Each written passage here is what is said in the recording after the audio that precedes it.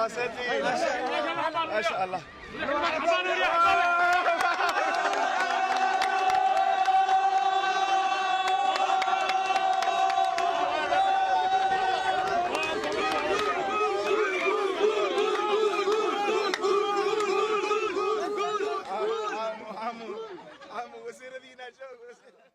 dhammaan dadka sharafta leh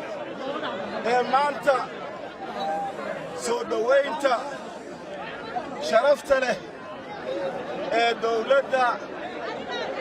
wufuuddeedii ka kala socdaan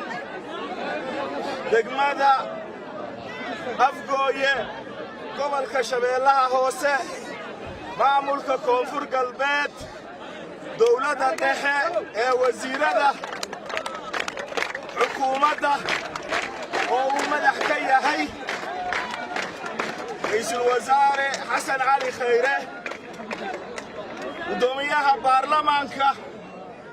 mudane maxamed sheekh mursal cabdiraxmaan madaxweynaha jamhuuriyadda Soomaaliya mudane maxamed cabdullaahi farmaajo oo intaba dadkii matalayay oo ay hortiina taagan yihiin dawladda federaalka oo aanan u kala harin waxaan mahad ka celinaynaa marka ugu horayso ciidamada qalabka sida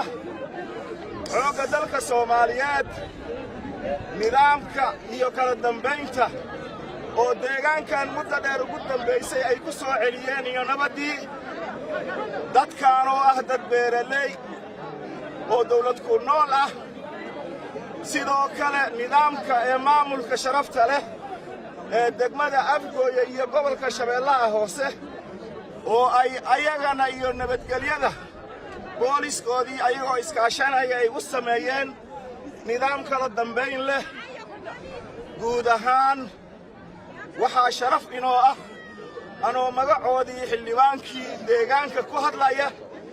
marna kii deegaankan oo afar waan babasley la isku yiraahdo intarabaal cad degan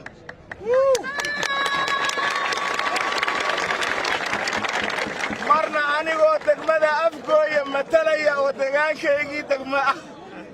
marna anoo gobolka Shabeellaha Hoose aan matalayo oo gobolkaygii ah marna anoo maamulka Koonfur Galbeed aan matalayo oo maamulkaygii ah marna anigoo dawladdii dhexe ee federaalka ee jamhuuriyadda Soomaaliya matalayo oo xildhibaan qaran ah mudanayaal waxaa maanta idin soo gaaray wafdi ay hogaaminayaan golaha wasiirada oo ay ka kala socdaan wasaaradda gargaarka iyo ka hortagga masiibooyinka mudane wasiir Xamza sidoo kale wasiir ku-xigeenka arrimaha gudaha mudane Isaaq Axmed Maxamuud Isaaq Awow wasiir ku-xigeenka caafimaadka wasiirka gaashaandhigga oo isaga dhammaan بروتوكولka marka la isku daro wasiir ku-xigeenka caafimaadka oo mudane maxamed nahor kacayo oo aan asaga waxaan magaciisa gadaal ugu dhigay waxay tahay waa ninka nooga borotokool sareeyo oo hadli doono meeshana soo xiri doono ballanqaadkii dawladana idin siin doono marka isaga oo xukuumadda ra'iisul wasaare khayre magaceedii wata iyo wasiiradiisii oo udbahooda iyo dhigahooda ay wataan kii asaga gargaar u socdo kii caafimaad u socdo kii waxbarasho u socdo kii arrimaha gudaha dhammaan ee amniga iyo booliska ay socdaan aan meesha ka marneen wakiilkii wasaaradda amniga oo aad taqaanaan doorka ayadana ay ku leedahay arrimaha dalka oo wasiir ducaale matalaya mudanayaal aniga magaciina inaan oga mahad celiyo dawladda oo horeyna u soo booqday halkan madaxweyne farmaajo ayaan maantana waxaan rabaa inay arkaan dadkan ee Soomaali aan u sheegnay inay abaartii 49kii meeshii Soomaali oo dhan wax looga qeybay iyo cuntada ee ayada u gurmatay inay deegaankan ahaayeen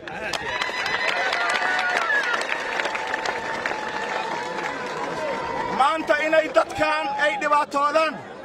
oo ay wax soo saarkoodii ay ka gaajoodaan ayaga ay noqdaan dad runtii la ildaran u baahdaan gargaar ilaahay xaggiisay ka ahaatay laakiinna waxay maanta diyaar u yihiin hadday dawladda ay heleen inay ayaga iska dahay Soomaali inteeda kale ay quudiyaan sidii lagu bartay marka dawladda waxaan ka codsanaynaa maamulkii degmada waa joogaa maaliyadda ninkii mas'uulka ahaa degmada Afgooy waa joogaa wakiilka arrimaha bulshada waa joogaan gobol-dayni qaaliga ah duuniya arrimaha bulshada waa joogtaa gobolka mudane najax xaguu ka soo gacan taago haya taliyaha nuunow booliska waa soo socdaa carabey waa joogaa jeeri xataa waa joogaa dowladdii hoose halka ma maqna dowladdii oo min degmo ilaa iyo qaran ilaa iyo maamul goboleed ay is wadato ayaa idin timid waxaan ka rabnaa waxqabad waxbarasho caafimaad beeraha la hormariyo kanaalo oo la bixiyo suuq oo la furo dib u dhis dadkaan oo dowladnimadoodii la soo celiyo waana ku faraxsannahay inay dhallinyaradeenna ay ka qayb qaadanayaan talada dalka iyo amniga waxaadna arki doontaan wax kasta waaweyn sanadka soo socdana aw buraale oo idinku casuumayna